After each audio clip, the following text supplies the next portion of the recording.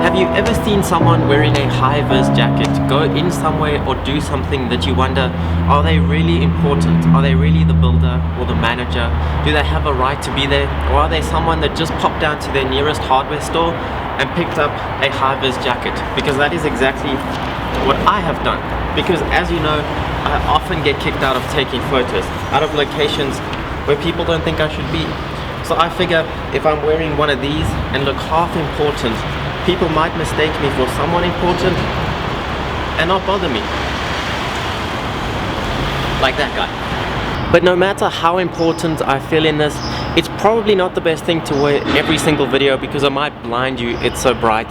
And I won't wear it over my leather jacket because then I'll just look like another adventure bike rider trying hard to be seen in the traffic. But for when I go out on my own into places that I shouldn't be, it's probably a good thing to wear over something like this because I do kind of look like a builder. And boy does it clash with the R6, it looks utterly ridiculous. But we're not going to be needing this today because all we're going to do today is I'm going to try and make a 3D looking photo of the R6 in Photoshop. But before we go and do that, there's something that I want to change on the R6. So first, it's off to the garage.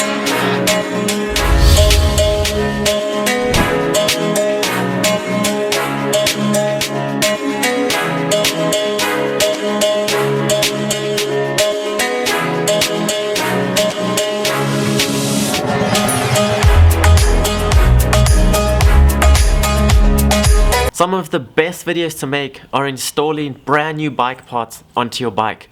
But that tends to get quite expensive. So today I'm going to do the exact opposite.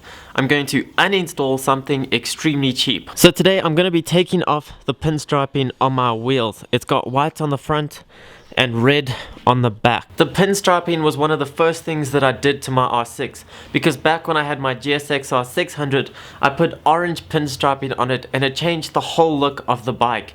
It made it so much better. So I expected it to do the same on the R6, but it didn't quite have the same appeal. It didn't really change the look of the bike at all, and I did a pretty bad job when putting it on. It's not very straight. So I'm going to be taking that off, and underneath there is a painted on that comes stock with the bike, thin red pinstriping on both the front and back wheels. So it'll still have a pinstriping, it just won't be as big, and the front won't be white anymore. So I've heard stories of it being pretty challenging to get this stuff off. So just in case, I've got my heat gun. But I really hope that it isn't a painful job and that I can get it done in a few minutes.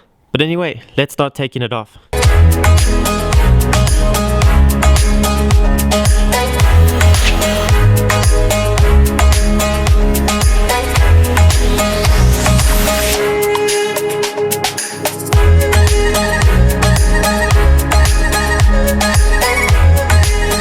Okay, so as you saw, the front came off without any problems at all. But with the back, I started with heat thinking it would make it easier.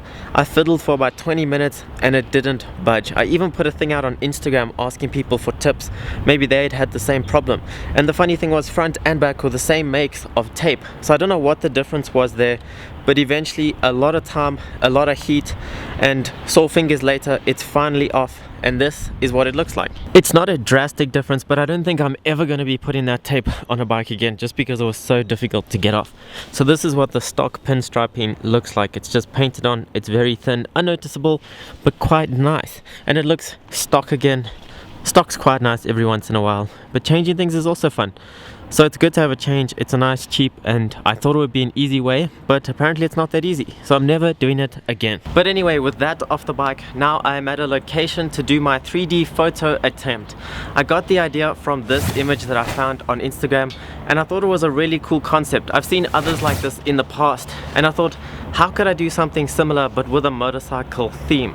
So while I was filming the high vis scene at the beginning of this video, I tried to do something similar.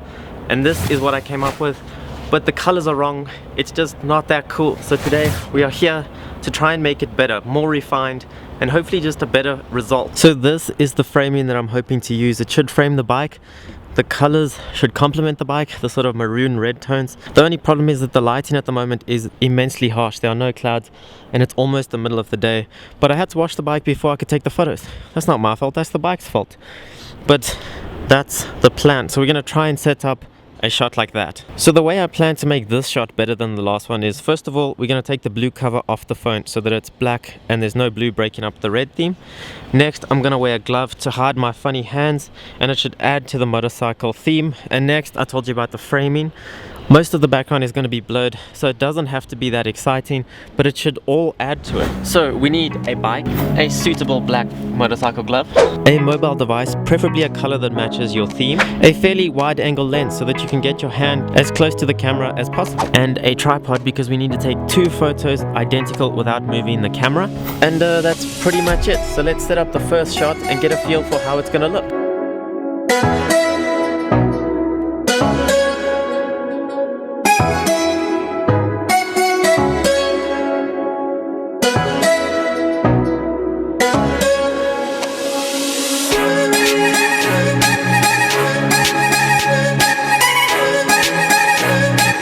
Okay, so this is going terribly purely because the light is way too harsh.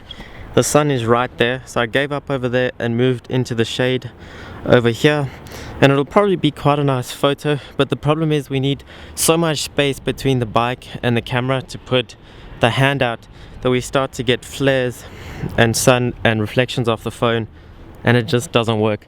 But I've tried anyway, and this is what it looked like. So this is pretty much what the first photo looks like.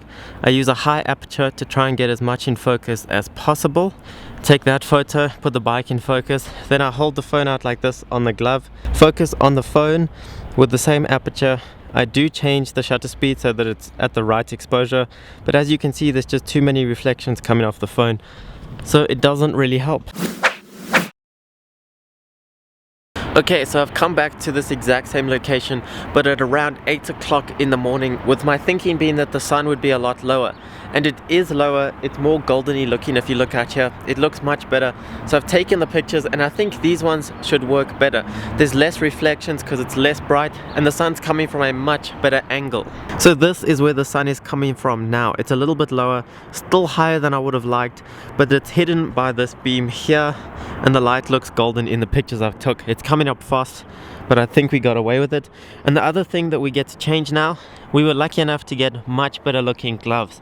These are Dainese D1 carbon somethings, but they're gonna look much better in photos. They're absolutely gorgeous gloves. This morning was the first time that I rode with them. They're all they cracked up to be, basically. So this image consists of 2 pictures, basically. The first one looks like this with just the bike and the scene you want to set. Obviously it looks a little bit better because I took it earlier on when it was more golden. It's already starting to look harsh. So I think I got here just at the right time. Okay, so the next shot, I put my hand out like this with the glove on. Focus on the phone. I put something white on the phone so that in Photoshop it's easier to make out where the screen is, and then we take that shot with the hand out like that. So obviously both photos are taken on a tripod so that we don't move them, and that when we overlap them in Photoshop they're pretty much identical, so that when we cut out the pieces we don't need, it looks the same behind it and everything matches up nicely.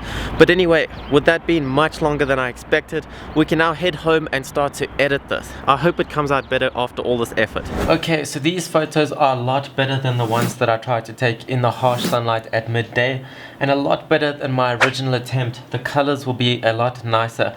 They're not so good that I'd like to use them on their own, but for what I want to do today, they should be perfect. The first thing that I'm going to do with these pictures is put them into Lightroom and try and find a way to make them look a lot better. I'm going to try and get the sky blown out, make the colors a lot better, more focused on the motorcycle. The reason we took both of the photos in the same location and not taking the hand here at my desk is because we wanted to look as close as possible so that we don't have to make them look like they were taken in the same place, because they actually were.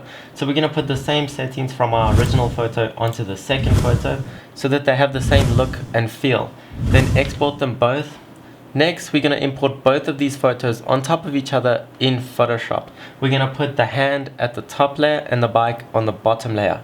We're going to cut the hand out, the bike out, and the phone out, and layer them all appropriately in the right order so that everything sticks out and it gets a sort of 3D effect, with the bottom bar of the phone above the tires and the bike tires above the edges of the phone. That's what really gives it the feel. Then we're going to use the backdrop from the bike picture because we can't move the bike, but we can move the hand. and then we're going to blur the background so that it looks like there's a bit of bokeh and depth to it. And it's not perfect, but it's pretty cool. But anyway, this was just something different that I wanted to try. I'd seen the picture and I thought, why not make a video about me trying to do it. So if you enjoyed it, please like this video and head over to Instagram and like this photo over there. And while you're there, you might as well hit the follow button. But anyway, let me know what you think about this down in the comments. Thank you so much for watching, and I'll catch you in the next video.